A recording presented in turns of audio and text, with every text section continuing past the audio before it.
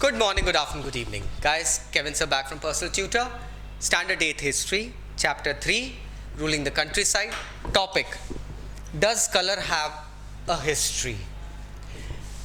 अगर आप फिगर 5 और 6 देखोगे आपकी बुक में पेज नंबर 30 पे, तो आपको दो फिगर्स दिखेंगे. फिगर 5 है कलमकारी प्रिंट, जो कि 20th सेंचुरी इंडिया की प्रिंट थी. ये कलमकारी जो प्रिंट थी, ये वीवर्स जो थे आंध्र प्रदेश के, वो लोग का एक कह सकते हैं टिपिकल वर्क हुआ करता था. और फिगर 6 में अगर आप देखेंगे तो एक फ्लोरल प्रिंट है कॉटन के ऊपर करा हुआ. ये विलियम मॉरिस ने, एक फेमस पोएट और आर्टिस्ट थे 19th सेंचुरी के, ब्रिटिश ओरिजिन के थे ये. इन्होंने ये वाली प्रिंट इजाद करी थी. अब इन दो प्रिंट्स में ना एक चीज़ कॉमन है. वो चीज़ कॉमन क्या है? वो रिच ब्लू शेड. अगर आप देखोगे, ये जो ब्लू शेड था ना, इसको क्या नाम दिया गया था? इंडिगो. वॉयलेट के बाद हम भी कुछ कलर में इंडिगो कहते हैं. आपको पता है ये कलर कैसे बनता था? ये जो ब्लू कलर आप देख रहे हो ना उन प्रिंट्स में, ये एक प्लांट से आता है. उस प्लांट का नाम है इंडिगो. उस प्लांट का ही नाम है इंडिगो. और ये भी बहुत लाइकली है कि वो जो 19th सेंचुरी में जो विलियम मॉरिस ने जो पेंटिंग बनाई थी, जो प्रिंट बनाया था, वो इंडिया से एक्सपोर्ट किए गए इंडिगो पे ही था. क्योंकि इसके प्रीवियस टॉपिक में मैंने आपको बताया है ब्रिटिशर्स ने किस तरीके से इंडियन कंट्री साइड्स को अपने मुताबिक के क्रॉप्स कल्टीवेट करने के लिए यूज़ करना शुरू कर दिया था. और ये बात थी कि इंडिया एक टाइम पे बहुत बड़ा सप्लायर था वर्ल्ड का इंडिगो में, क्योंकि इंडियन इंडिगो की बात बहुत अलग होती थी. अगला टॉपिक भी इसी में ले लेते हैं, because why the demand was for Indian Indigo was so high. इससे रिलेटेड टॉपिक है. तो आपको एक चीज़ समझना चाहिए कि ये जो इंडिगो का जो प्लांट है, this mainly grows in tropical areas, and India being a tropical country had a very good like possibility of cultivation of indigo. 13th century आते आते इंडियन इंडिगो तो इटली, हमारे इंडियन इंडिगो मैन्युफैक्चरर्स जो थे Italy के, France के, Britain के, वहाँ के प्रोडक्शन करने वाले जो मैन्युफैक्चरर्स थे, वो लोग यूज़ करना शुरू कर चुके हैं. अब ये 13th सेंचुरी की बात हो रही है, मतलब पहले से सिल्क रूट वगैरह की बात जब चल रही, तब से इंडियन इंडिगो की डिमांड ऊपर थी.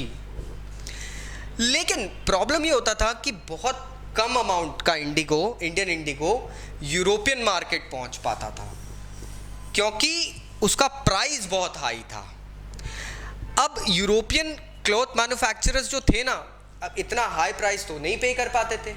तो उन लोगों ने एक अल्टरनेट प्लांट यूज करना शुरू करा, जिसको वोड कहते थे. अब वोड से भी डाई बनती थी, वायलेट डाई बनती थी, वायलेट एंड ब्लू डाई.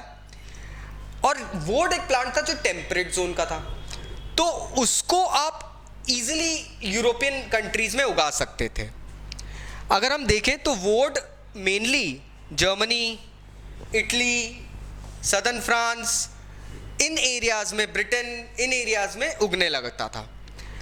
अब प्रॉब्लम ये हो रही थी कि वोड उगाने वालों को ना एक कंपटीशन फेस करना पड़ा सडनली इंडिगो प्लांटेशन वालों से और इंडिगो सप्लाई करने वाले मर्चेंट से. तो ये यूरोपियन प्रोड्यूसर्स ने, वोड प्रोड्यूस करने वाले, उन्होंने परसुएड करा यूरोपियन पार्लियामेंट को कि आप भैया ये इंपोर्ट जो इंडिगो का हो रहा है हमारी कंट्रीज़ में, इसको बंद करवाओ, क्योंकि ये बॉस ये हमारे बिजनेस के लिए ख़राब है, तो आप कर दो. And this was what happened. लेकिन ये कौन थे? ये क्लॉथ मैन्युफैक्चरर्स थे और वोड बनाने वाले लोग थे. लेकिन जो क्लोथ को कलर करने वाले लोग थे, an artist, he wants his colours, और जो कलर्स जिस जगह से मिलेगा वो वहीं से लेगा, जाहिर सी बात है. That's what happened. Cloth dyers जितने थे उनको चाहिए था Indian indigo as a dye, क्योंकि इंडिगो का एक कलर जो होता है ना, एक रिच ब्लू कलर आता है उसका, एंड इट्स सो लवली. और ये जो वोड का जो डाई होता था ना, वो थोड़ा सा पेल होता था, थोड़ा सा डल होता था. 17th सेंचुरी आते आते यूरोपियन प्रोड्यूसर्स ने, क्लॉथ प्रोड्यूसर्स ने फिर से अपनी गवर्नमेंट को परसुएट करा कि भैया आप ये जो बैन लगा के रखा ना इंडिगो एक्सपोर्ट के ऊपर, इंपोर्ट के ऊपर सॉरी, उसको आप बंद करो, हमको बेटर इंडिगो चाहिए। अब हुआ ये कि इन्होंने सबसे पहले सोचा यूरोपियन कंट्रीज ने कि हम हमारी कॉलोनीज में क्यों नहीं इंडिगो को उगाते हैं, क्योंकि टेम्परेट क्रॉप है। तो फ्रेंच लोगों ने सेंट डोमिनिक में इंडिगो उगाना शुरू करा, और कैरिबियन आइलैंड्स में, क्योंकि यहाँ पे उनकी कॉलोनीज हुआ करती थी। पोर्चुगीज ने ब्राज़ील में, इंग्लिश ने जमाइका में, स्पेनिश ने वेनेजुएला में। इंडिगो प्लांटेशंस नॉर्थ अमेरिका में भी काफ़ी जगह उठ के आने लगे। प्लांटेशंस क्या होता है? प्लांटेशन एक लार्ज फार्म हाउस होता है जहाँ पर एक प्लांटर बहुत सारे लोगों को एम्प्लॉय करता है, लेबर को, और वो लोग किसी एक क्रॉप का बहुत बड़े लेवल पे कल्टीवेशन करते हैं।